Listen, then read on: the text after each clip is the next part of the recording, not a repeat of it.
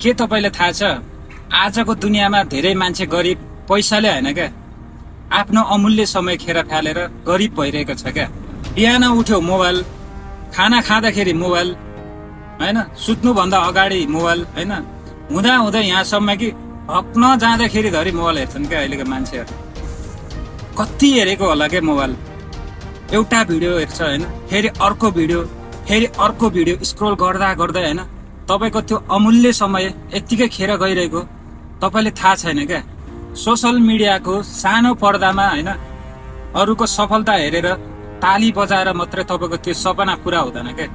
अनि तपाईँले कहिले सोच्नु भएको छ जुन समय तपाईँ ऱ्यान्डम भिडियो हेरेर उडाइरहनु भएको छ ठिक त्यही समयमा अरू कसैले नयाँ सिप सिक्दैछ क्या, आफ्नो करियर बनाउँदैछ, आफ्नो भविष्य बनाउँदैछ क्या। यो समय भनेको निकै बलवान खतरनाक चिज हो क्या। यो बोल्दैन, यो कराउँदैन, चुपचाप तपाईँको हातबाट निस्किरहेको हुन्छ क्या।